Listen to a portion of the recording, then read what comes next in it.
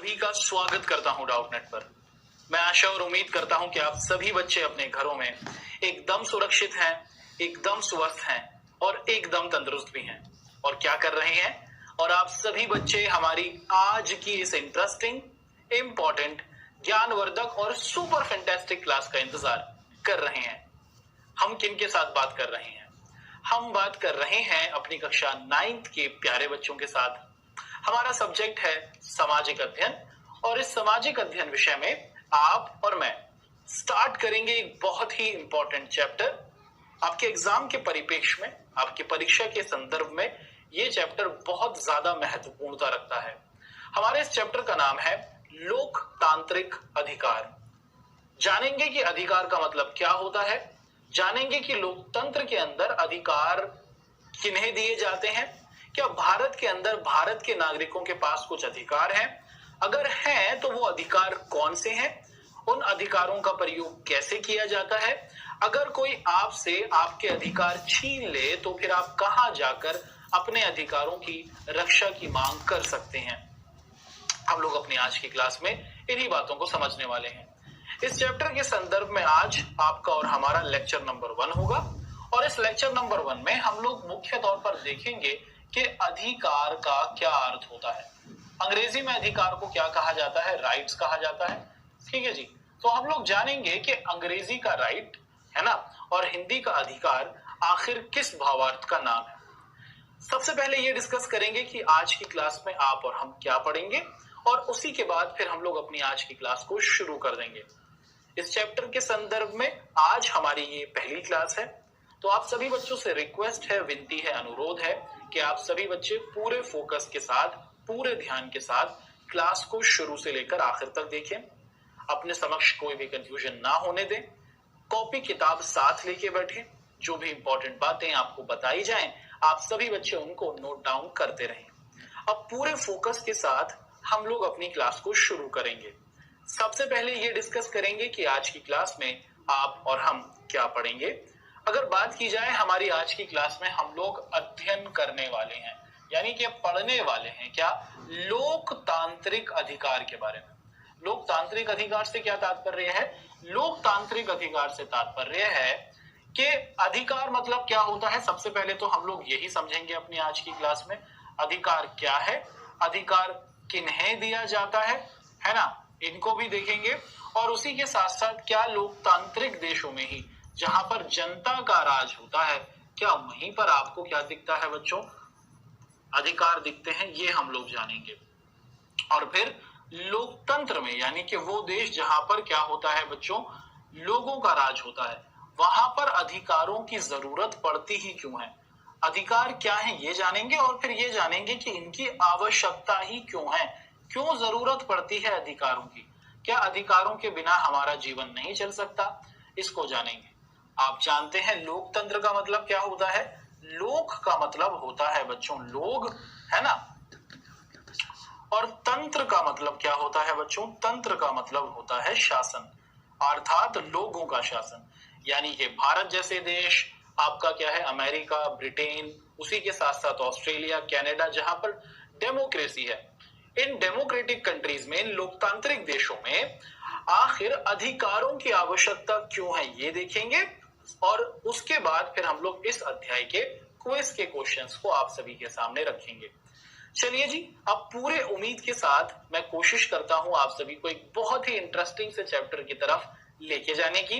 आप सभी बच्चे पूरे ध्यान के साथ पूरी कहानी को सुनते रहिए। चलिए जी, डिस्कस कर लेते हैं सबसे पहले लोकतांत्रिक अधिकार। देखिए, जब भी हम लोग लोकतंत्र की बात करते हैं, लोकतंत्र का मतलब क्या होता है? लोकतंत्र का मतलब होता है लोगों का शासन, यानी कि जहां पर जनता के पास ही सारी शक्तियां होती हैं। जैसे भारत के संदर्भ में देखिए, भारत के अंदर क्या होता है, लोग यानी कि नागरिक ही अपने में से कुछ लोगों को चुनकर देश के नेता बनाते हैं और ये देश के चुने हुए नेता देश में कानून बनाकर देश के शासन को चलाते हैं। अगर हम देखें कि लोकतंत्र में सरकार के पास जो भी शक्ति होती है वो जनता द्वारा ही दी जाती है। अब ये जितने भी हमारे नेता लोग होते हैं, है ना, नेता लोग होते हैं, ये जो देश में सरकार बनाकर, यानी कि बहुत सारे जो जीते हुए नेता होते हैं, ये काम करने के लिए सरकार बनाते हैं, गवर्नमेंट बनाते हैं। अब ये जो सरकार है, इनके पास शक्तियां होती हैं, ये शक्तियां कहां से आईं? ये शक्तियां इन्हें जनता के द्वारा ही तो दी गई। अगर जनता इन्हें नहीं जिताती तो क्या इनके पास शक्तियां आती? नहीं आती। तो सबसे पहले तो यही बताया गया कि लोकतंत्र में जितनी भी सरकारें आपको दिख जाती हैं, जितने भी नेता लोग दिखते हैं, उनके पास जो शक्तियां होती हैं वो उनको जनता के द्वारा ही दी जाती हैं, है ना। हमने अपने में से ही कुछ लोगों को क्या करा बच्चों? नेता के तौर पर चुना, और नेता के पास कुछ अधिकार होते हैं, कुछ शक्तियां होती हैं, और उन्हीं शक्तियों के द्वारा वो देश का शासन करते हैं। तो वास्तविकता में जो शक्तियां दी गई हैं वो नागरिकों के द्वारा ही सरकार को या फिर नेताओं को दी गई हैं। अच्छा, ऐसे में ये जरूरी हो जाता है कि क्या है, सरकार की शक्तियों की कुछ सीमाएं भी हों। देखिए क्या है बच्चों, ऐसा थोड़ी है कि हम अपनी सरकार को अनलिमिटेड शक्तियां दे देंगे, नहीं। संविधान में, भारत के कानून में इस बात पर ध्यान रखा गया है कि जो देश की सरकार हो उसकी शक्तियां असीमित ना हो जाएं। देश की सरकार ऐसी ना हो जाए कि वो अपने ही नागरिकों का दोहन करने लगे, अपने ही नागरिकों को दबाने लगे। देश के अंदर शक्तियों का विभाजन हुआ, देश को चलाने के लिए शक्तियां चाहिए, और ये जो शक्तियां थी ये जनता के द्वारा नेताओं को दी गई। लेकिन ये जो शक्तियां दी गई हैं नेताओं को या फिर सरकार को, ये शक्तियां असीमित नहीं हैं, इन पर अंकुश भी लगाया गया है। क्या किया गया है बच्चों? इनकी सीमाएं भी हैं। अगर नेताओं को, सरकारों को अनलिमिटेड शक्तियां दे दी जाए तो फिर तो क्या होगा बच्चों, ये अपने हिसाब से ही शासन करेंगे, देश में विकास उतनी अच्छी मात्रा में नहीं हो पाएगा। ठीक है। अच्छा, ये सुनिश्चित करने के लिए कि सरकार अपनी लक्ष्मण रेखा ना लांघे। लक्ष्मण रेखा का मतलब क्या है? लक्ष्मण रेखा का मतलब है कि सरकार अपनी सीमा में ही रहे, जो काम सरकार को करना है वही काम करे, नागरिकों की जिंदगी में हस्तक्षेप ना करे। अब आप सभी बच्चों ने एक देश का नाम सुना होगा, है ना। देश का नाम सुना होगा, नाम क्या है बच्चों उसका? उसका नाम है उत्तर कोरिया, है ना। उत्तर कोरिया सुना है आपने? जी हाँ, आप सभी बच्चों ने उसका नाम सुना है, और वहां का एक शासक है, नाम है इसका किम जोंग उन। ये जो शासक है इसने क्या कर रखा है अपने देश के अंदर? इसने क्या करा है? इसने अपने आप को शासक बना रखा है, सारी शक्तियां इसी के पास हैं, और ये जनता की जो अपनी जिंदगी होती है, पर्सनल जिंदगी होती है, उसमें बहुत हस्तक्षेप करता है। इसकी सीमा, इसकी शक्तियों पर कोई अंकुश नहीं है। जिस तरीके से ये जीवन जीना चाहता है जी रहा है, और अपने लोगों को परेशान कर रहा है। यानी कि क्या किया गया उत्तर कोरिया में? अगर आप देखें तो आपने क्या देखा बच्चों? आपने ये देखा कि इस देश के अंदर लोगों के लिए हेयर कट तक निर्धारित कर दिए गए हैं। तो लोगों को किन किन तरीके के बाल कटाने हैं, ये भी शासक के द्वारा क्या किया गया है बच्चों? सोचा गया है।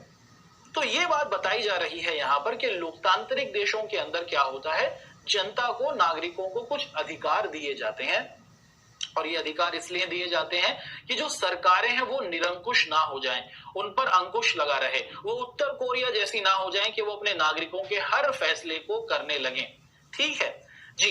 अभी अभी आपने देखा कि लोकतंत्र के अंदर जो सरकारें हैं उनके पास शक्तियां होती हैं, ये शक्तियां उनको उनकी जनता के द्वारा ही दी जाती हैं, और इन शक्तियों पर सीमा की जरूरत होती है, एक लिमिट की जरूरत होती है। और अगर ऐसा लिमिट नहीं किया जाएगा तो क्या हो जाएगा बच्चों? ऐसा लिमिट नहीं किया जाएगा तो देश की जो सरकार है वो निरंकुश बन जाएगी, देश लोकतंत्रात्मक नहीं रहेगा। ठीक है।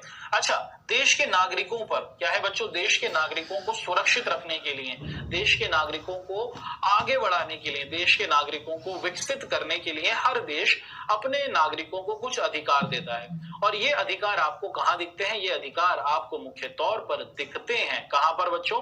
ये सारे के सारे जो आपके अधिकार हैं ये आपको दिखते हैं मुख्य तौर पर लोकतांत्रिक देशों में। तो लोकतांत्रिक देश अपने नागरिकों को अधिकार देते हैं, है ना, ताकि इन अधिकारों के द्वारा जो सरकार है वो अपने नागरिकों को परेशान ना करें और नागरिक आगे बढ़ते रहें। आप क्या देख रहे हैं बच्चों?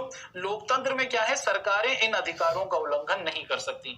कोई भी सरकार हो, जो अधिकार देश के अंदर नागरिकों को दिए गए हैं, देश के कानून ने जो अधिकार दे दिए हैं, जो देश के नेता लोग हैं या फिर जो देश के आपकी क्या है सरकारें हैं, वो फिर अपने इन नागरिकों के अधिकारों का उल्लंघन नहीं कर सकती। तो भारत के अंदर भी क्या किया गया है बच्चों? हर भारतीय को कुछ अधिकार दिए गए हैं, और देश की सरकारें, कोई भी नेता हो, ठीक है, क्या है बच्चों, भारतीयों के इन अधिकारों को उनसे नहीं छीन सकता। तो मुख्य तौर पर आपने जाना कि अधिकार मुख्य तौर पर आपको लोकतांत्रिक देशों में दिखते हैं। ये इस वजह से दिखते हैं ताकि जो शक्तिशाली सरकारें हैं वो सुचारू रूप से चल सके, जो नागरिक हैं वो कैसे अपने आप को सुरक्षित रख सकते हैं, जो सरकार की शक्तियां हैं उन पर अंकुश लगा सकते हैं कि हर नागरिक को कुछ अधिकार दिए गए हैं, सरकारों को उन अधिकारों की रक्षा करनी है, जनता के अधिकारों का दोहन नहीं करना, उनके अधिकारों का उल्लंघन नहीं करना। क्या करना है? नागरिकों के अधिकारों की रक्षा करनी है। ठीक है। अच्छा, इन अधिकारों के कारण ही क्या होता है, जब देश के हर नागरिक को कुछ राइट्स दिए जाते हैं, उर्दू में कहते हैं हक, है ना? क्या है बच्चों? जब हिंदी में अधिकार, अंग्रेजी में राइट्स, उर्दू में हक, कि हर भारतीय को कुछ ना कुछ अधिकार दिए गए हैं और इससे क्या होता है, हमारा जो हर नागरिक है उसे इज्जतदार जिंदगी जीने का मौका मिलता है।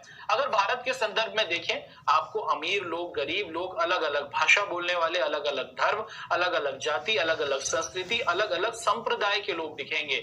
इन सभी को साथ लेकर चलना, इन सभी को देश के विकास में शामिल करना, सबको समान मानना, ये कैसे संभव हुआ? कि हमने सबको समान अधिकार दिए, हमने सबको समान तौर पर क्या करा बच्चों? समान माना।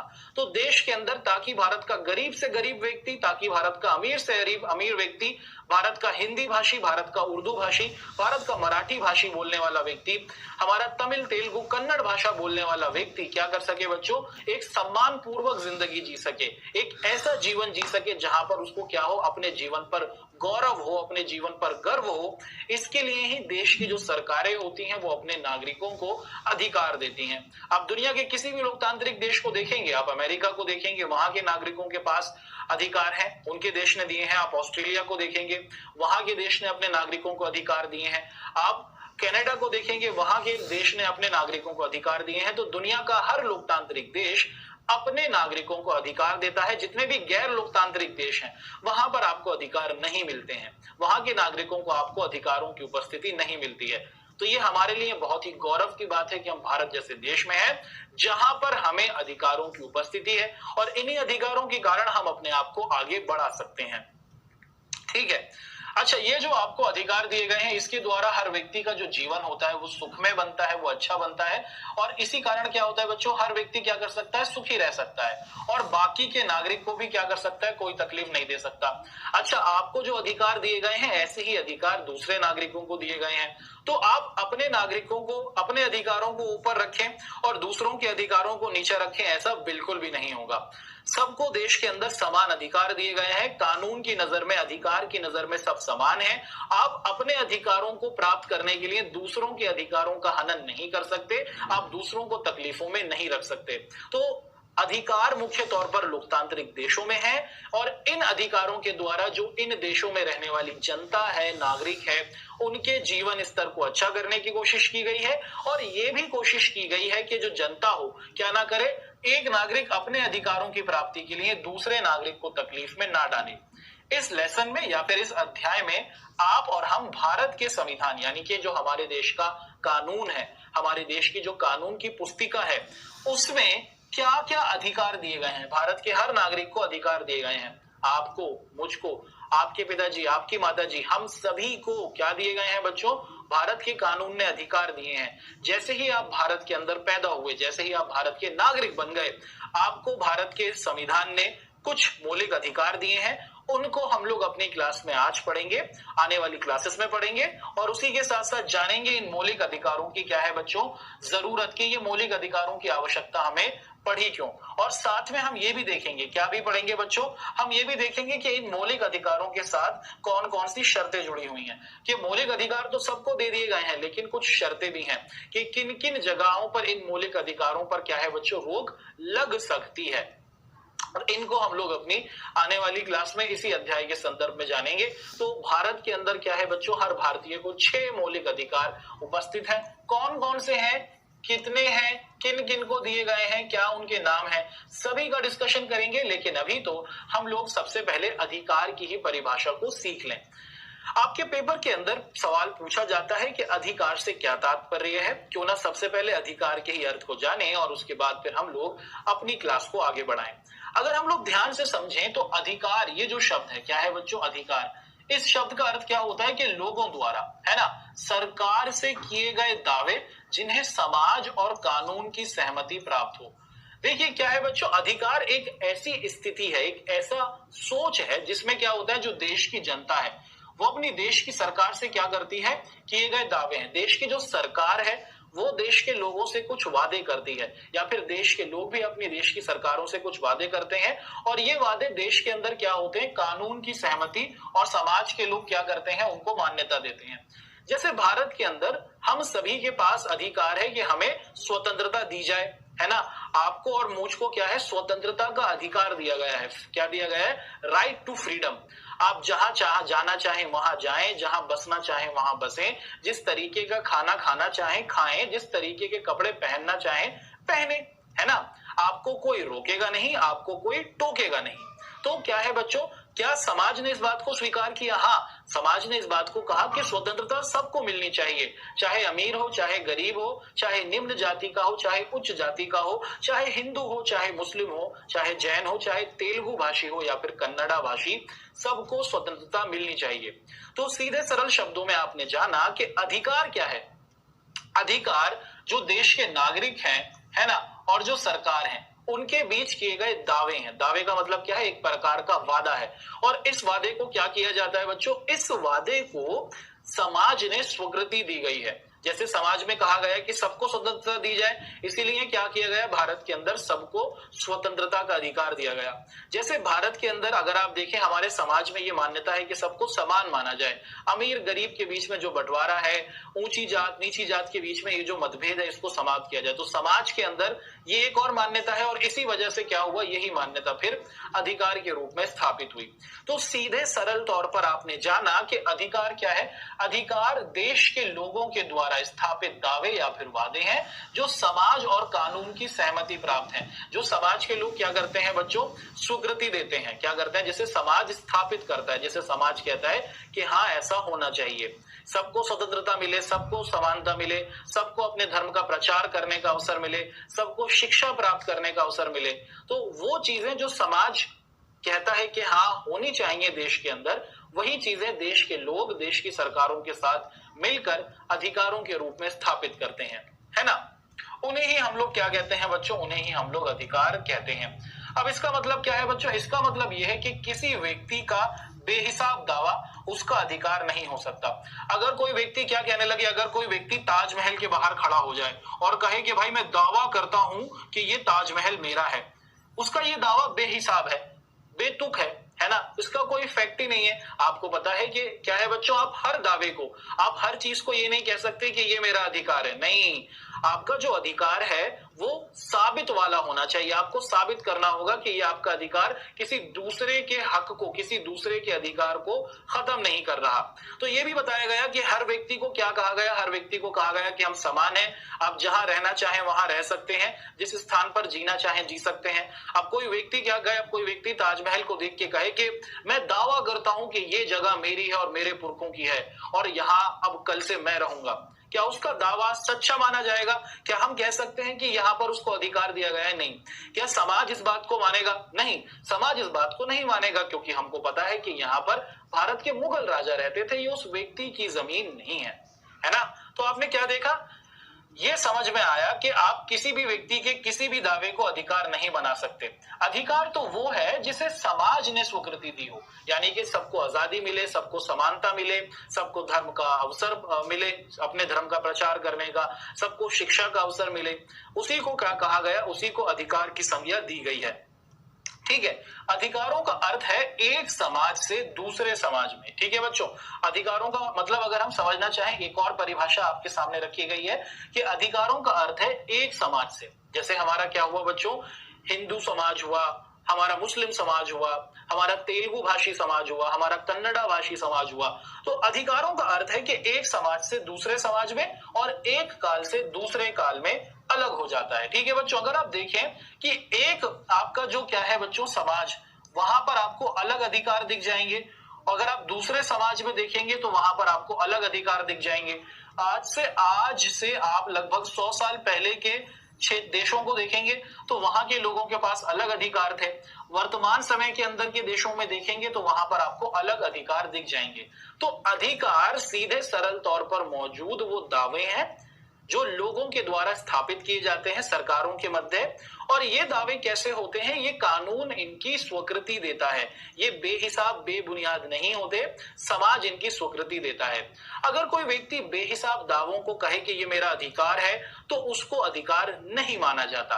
और उसी के साथ आप क्या देखते हैं, अधिकार एक समाज से दूसरे समाज में परिवर्तित हो जाते हैं। परिवर्तित का मतलब अलग अलग होते हैं, और समय के साथ साथ आप क्या देखते हैं, अधिकारों में परिवर्तन दिख जाता है। 100 साल पहले जो नागरिकों को अधिकार दिए जाते थे, वर्तमान परिप्रेक्ष्य में अगर आप देखेंगे, काल पूरा बदल गया, समय पूरा बदल गया। तो उस समय अवधि में आप देखते हैं कि अधिकारों का पूर्णतः ही नया स्वरूप दिखता है। तो समय के हिसाब से, स्थान के हिसाब से क्या हो जाते हैं, अधिकारों में आपको परिवर्तन स्थापित होता हुआ दिख जाता है। अब आगे की बातचीत करेंगे कि हमें लोकतांत्रिक देशों में अधिकारों की जरूरत क्यों है। अभी तक तो आपने और मैंने अधिकार की परिभाषा को बहुत ही सीधे सरल तौर पर जाना। अधिकार वो दावे हैं, दावों का मतलब कि आपको यकीन है, जिसको समाज स्वीकृति दे, है ना, और वो कानून की नजर में सामान्य हो, कानून की नजर में मान्य हो, गलत दावे नहीं हो, उनको आप अधिकार कहेंगे। और आपके अधिकार दूसरों के अधिकारों का हनन ना करें। आप ये नहीं कहें, आप किसी के घर के बाहर खड़े होकर कि आज से ये मेरा घर हो गया, मैं दावा करता हूं, नहीं, वो दूसरे का अधिकार है। वहां पर क्या है बच्चों, वो व्यक्ति रहता आ रहा है, वो उसका अधिकार है। तो आप अपने अधिकारों की वजह से दूसरों के अधिकारों का हनन नहीं कर सकते। तो अधिकार वो चीज है जो सबके लिए है, जिसे समाज ने स्वीकृति दी हो, जो कानून की नजर में मान्य हो।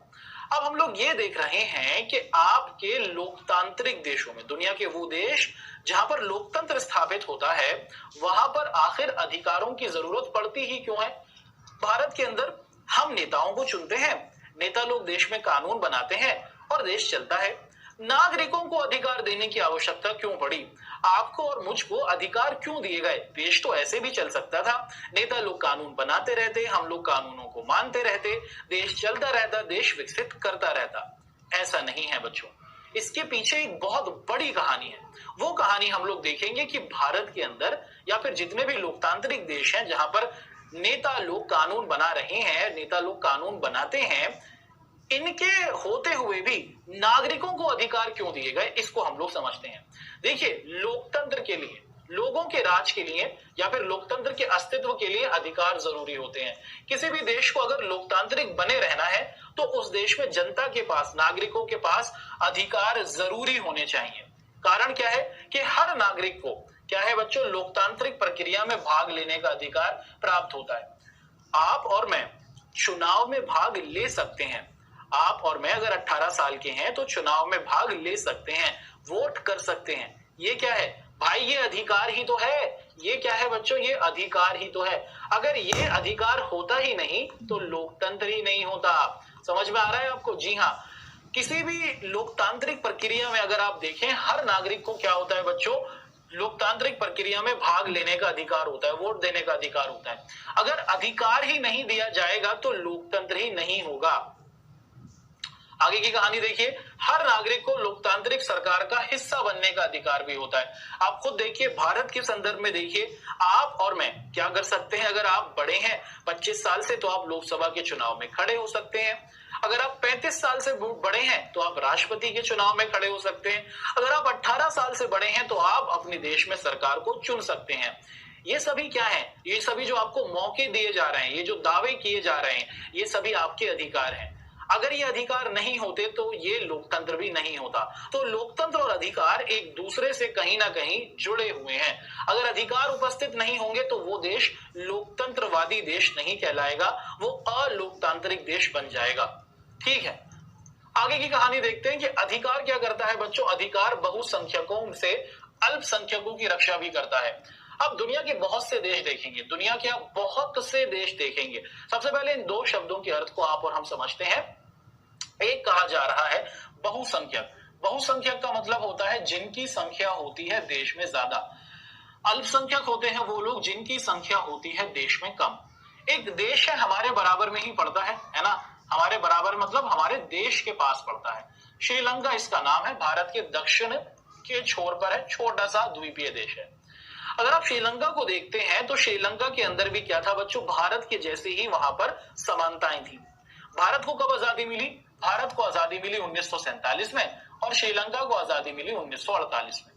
अब जब श्रीलंका को 1948 में आजादी मिली तो क्या हुआ बच्चों, श्रीलंका के अंदर क्या था, वहां पर दो बड़े भाषा भाषी समूह थे। वहां पर दो समूह थे जो देश में रहते थे। एक तो था आपका सिंगली भाषी समूह, सिंगली मतलब जो सिंगली भाषा को बोलते थे, और एक था तमिल भाषा बोलने वाला समूह। अब ये जो तमिल लोग थे, क्या है बच्चों, ये जो तमिल लोग थे ये भारत से श्रीलंका गए थे, तमिलनाडु से, और ये जो सिंगली लोग थे ये मूल रूप से वहीं रहते आ रहे थे। अब जब श्रीलंका आजाद हुआ है ना, तो क्या हुआ, इन सिंगली लोगों की संख्या ज्यादा थी, ये 74% के करीब थे। इन सिंगली लोगों ने क्या करा, देश में अपने हिसाब से सरकार को बनाया। और सिंगली लोग क्या थे बच्चों, सिंगली लोग बहुसंख्यक थे। जिनकी संख्या देश में ज्यादा होती है उनको आप लोग बहुसंख्यक कहते हैं। और ये जो हमारे तमिल लोग थे ये अल्पसंख्यक थे, हमारे तमिल लोग अल्पसंख्यक थे। अब देखिए श्रीलंका के अंदर जब आजादी मिली श्रीलंका को, ये जो सिंगली लोग थे जो श्रीलंका में मूल रूप से रहते आ रहे थे, जिनकी जनसंख्या ज्यादा थी, इसी वजह से इन्हें बहुसंख्यक कहा। तो ये बहुसंख्यक सिंगली लोगों ने अपने हिसाब से सरकार बनाई और तमिल लोगों को कोई अधिकार नहीं दिया। क्या दिया बच्चों, कोई अधिकार नहीं दिया। सारी नौकरियां सिंगली लोगों को दी, सिंगली भाषा को देश की भाषा बना दिया। सिंगली लोगों का अपना धर्म था बौद्ध धर्म, उसे देश का धर्म बना दिया। अब तमिल लोग कुछ नहीं कर पाए। क्यों नहीं कर पाए, क्योंकि तमिल लोगों के पास कोई भी अधिकार नहीं थे। भारत देश के अंदर अगर आप देखें, भारत के अंदर आपको अलग अलग समुदाय दिख जाएंगे। इन सभी समुदायों की रक्षा कैसे हो पा रही है, क्योंकि हमारे कानून ने, हमारे संविधान ने हर समुदाय को, हर नागरिक को अधिकार दिए हैं। श्रीलंका के अंदर अल्पसंख्यकों के पास अधिकार नहीं थे, उनके कानून ने नहीं दिए, और इसी वजह से श्रीलंका के अंदर जो अल्पसंख्यक तमिल थे उनकी जान ली जाने लगी, उनको परेशान किया जाने लगा, उनको नौकरियां नहीं दी गई। लेकिन अगर आप क्या देखते हैं बच्चों, अगर कोई एक ऐसा देश है जहां पर आपको क्या दिख जाता है, जहां पर बहुसंख्यक है ना, और बहुसंख्यक अगर कब्जा करना चाह रहे हैं शासन पर, अपने हिसाब से देश को चलाना चाह रहे हैं, तो अल्पसंख्यकों की रक्षा कैसे होगी भाई, उनकी रक्षा होगी देश के अधिकारों से, जो देश का कानून उन्हें देगा। तो अधिकार क्या करते हैं, अधिकार आपके देश के मौजूद, आपके देश में मौजूद जो आपके अल्पसंख्यक लोग हैं उनकी सुरक्षा करते हैं। आगे की तरफ देखते हैं, यदि कोई नागरिक किसी दूसरे नागरिक के अधिकारों की हनन की कोशिश करता है, भारत का कानून, भारत का संविधान सबको ये इजाजत देता है कि आप स्वतंत्रता से रहें, जहां आना जाना चाहें वहां घूमें, कोई रोकेगा नहीं, कोई टोकेगा नहीं। मान लीजिए आप क्या करें, किसी व्यक्ति को किडनैप कर लें, है ना, आप किसी की स्वतंत्रता का हनन कर लें। अगर कोई व्यक्ति क्या कर ले बच्चों, कोई एक नागरिक दूसरे नागरिक की स्वतंत्रता का या फिर क्या है उसके किसी भी एक अधिकार का हनन करने की कोशिश करेगा, तो स्थिति बदल सकती है। क्या हो जाता है बच्चों, तो स्थिति बिगड़ सकती है। तो ऐसा नहीं करना है, ठीक है। अगर आप ऐसा करेंगे, एक नागरिक किसी दूसरे नागरिक के अधिकार का हनन करेगा, तो कोर्ट या फिर आपका जो क्या है बच्चों, न्यायालय है, वो आपको सजा भी देगा। श्रीलंका में यही तो हो रहा था, जो बहुसंख्यक थे वो अल्पसंख्यकों को परेशान कर रहे थे, एक नागरिक दूसरे नागरिकों के अधिकारों का हनन कर रहा था, और इसी वजह से आप देखते हैं कि श्रीलंका में लोकतंत्र होते हुए भी वो लोकतांत्रिक नहीं माना गया। तो अभी अभी आपने क्या देखा बच्चों, आज का ये हमारी क्लास का क्या करते हैं, अब हम आपको 1 मिनट रिवीजन की ओर लेके चलते हैं। सबसे पहले हम लोगों ने क्या जाना, सबसे पहले हम लोगों ने लोकतांत्रिक अधिकार या फिर अधिकार की परिभाषा को जाना, कि अधिकार आपके आसपास मौजूद वो दावे हैं जो समाज के द्वारा क्या होते हैं बच्चों, स्वीकृति प्राप्त होते हैं, और जो क्या होते हैं देश के कानून ने सबको स्थापित किए होते हैं। यानी कि देश का कानून भी कहता है उनको कि हाँ ये बात सच है, और समाज भी उन बातों को कहता है कि हाँ ये बात सच है, वही चीज अधिकार बन जाती है। और देश के अंदर अधिकार मुख्य तौर पर लोकतांत्रिक देशों में ही आपको दिखते हैं, अलोकतांत्रिक देशों में आपको क्या नहीं दिखते हैं, अधिकार बिल्कुल भी नहीं दिखते हैं। फिर हम लोगों ने जाना कि लोकतंत्र में अधिकारों की जरूरत क्यों है। सबसे महत्वपूर्ण कारण है कि लोकतंत्र के अंदर हमें अधिकारों की आवश्यकता इस वजह से पड़ जाती है कि लोकतंत्र के अंदर क्या होता है बच्चों, सभी को साथ लेकर चलने की बात की जाती है। और लोकतंत्र क्या करता है, लोकतंत्र के अंदर अगर आपके पास बहुसंख्यक हैं जिनकी संख्या ज्यादा है, अगर वो अपने हिसाब से क्या कर रहे हैं बच्चों, काम करना चाह रहे हैं, देश में शासन करना चाह रहे हैं और अल्पसंख्यकों को दबाना चाह रहे हैं, तो ये अल्पसंख्यक कैसे बचेंगे, ये अल्पसंख्यकों को बचाते हैं उनके अधिकार, क्योंकि देश में तो सभी को समान अधिकार है। जो बहुसंख्यकों के पास अधिकार है वही अधिकार अल्पसंख्यक के पास है। तो अगर ये अल्पसंख्यकों को अधिकार नहीं दिए जाते तो उनकी सुरक्षा या उनकी रक्षा नहीं होगी। देश के नेता क्या हो बच्चों, सही तरीके से काम करें, देश की सरकार सही तरीके से काम करे, इसके लिए क्या किया गया, देश के नागरिकों को अधिकार दिए गए कि कोई भी सरकार, कोई भी नेता अपने नागरिकों के इन अधिकारों को नहीं छीन सकती, इन अधिकारों को तो उनको मानना ही होगा। एक नागरिक अगर दूसरे नागरिक के अधिकारों का हनन करेगा, हनन का मतलब क्या है, हनन का मतलब होता है समाप्त करने की कोशिश करेगा, तो उसको दंड दिया जा सकता है या फिर दिया जाएगा। तो अभी आज की क्लास में हमने अधिकार की परिभाषा और उसी के साथ साथ लोकतंत्र के अंदर अधिकारों की क्यों जरूरत है उसे जाना। चलिए जी, आप सभी को आज की क्लास के 1 मिनट रिवीजन की ओर से लेकर चलते हैं अब हम लोग क्विज की तरफ। आप सभी बच्चे हो जाइए तैयार। आपके सामने आज की क्लास का पहला प्रश्न मौजूद है। लिखा है, इनमें से कौन सी स्वतंत्रता भारतीय नागरिकों को नहीं है। आपके सामने 4 ऑप्शंस हैं, सही ऑप्शन को चूज कीजिए।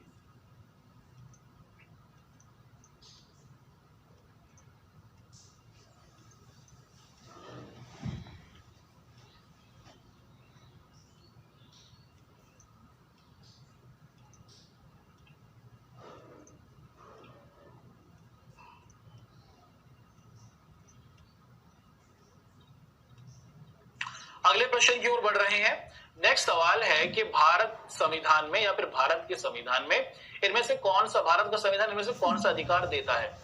आपको बताना होगा कि इनमें से कौन सा अधिकार भारत का संविधान देता है।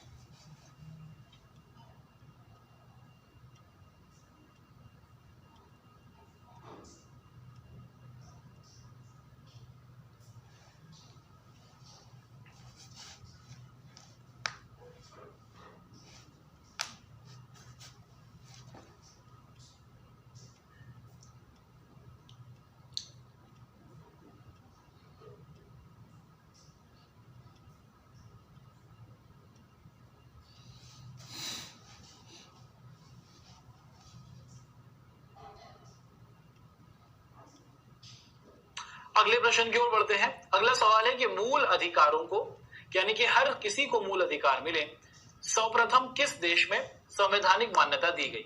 भारत, अमेरिका, फ्रांस या फिर ब्रिटेन। दुनिया का वो देश जहां पर सबसे पहले उस देश के नागरिकों को मौलिक अधिकार दिए गए, कौन सा देश है।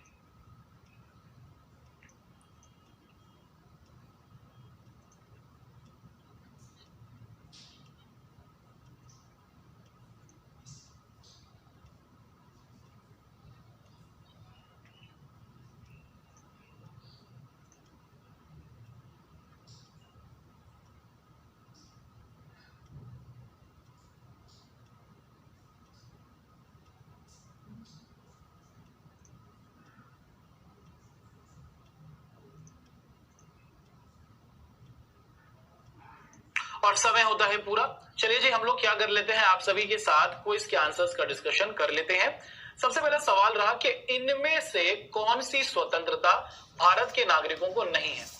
सरकार की आलोचना करने की स्वतंत्रता, जी हां, आप भारत की सरकार की आलोचना कर सकते हैं अगर देश के नेता सही तरीके से काम नहीं कर रहे हैं, उस संविधान के हिसाब से काम नहीं कर रहे हैं, तो आप उनकी आलोचना, उनके खिलाफ खड़े हो सकते हैं।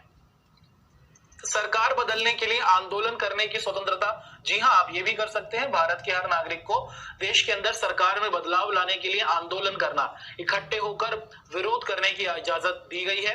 संविधान के केंद्रीय मूल्यों का विरोध करने की स्वतंत्रता, जी हां, संविधान से संबंधित जो केंद्रीय मूल्य हैं उनमें अगर आपको कोई समस्या दिखती है तो उसका भी विरोध आप कर सकते हैं। लेकिन क्या नहीं कर सकते आप, सशस्त्र विद्रोह, यानी कि आप हथियार उठाकर देश के अंदर क्या करें बच्चों, सरकारों को बदलने की कोशिश करें, दूसरे समुदायों को परेशान करने की कोशिश करें, तो ये स्वतंत्रता, सशस्त्र विद्रोह मतलब बंदूक या हथियार उठाकर हमला करना, ये स्वतंत्रता नहीं दी गई है। अगला सवाल पूछा गया कि भारतीय संविधान में इनमें से कौन सा अधिकार देता है। मुख्य तौर पर अपनी संस्कृति की रक्षा का अधिकार, भारत का ये क्या है बच्चों, महत्वपूर्ण अधिकार है जो भारत का संविधान हमें देता है। अगला सवाल कि मूल अधिकार, देश के हर नागरिक को अधिकार दिए गए, वो कौन सा देश था जिसने सबसे पहले अपने देश के अंदर मौजूद हर नागरिक को कुछ मौलिक अधिकार दिए कि ये अधिकार तो सबके पास हो।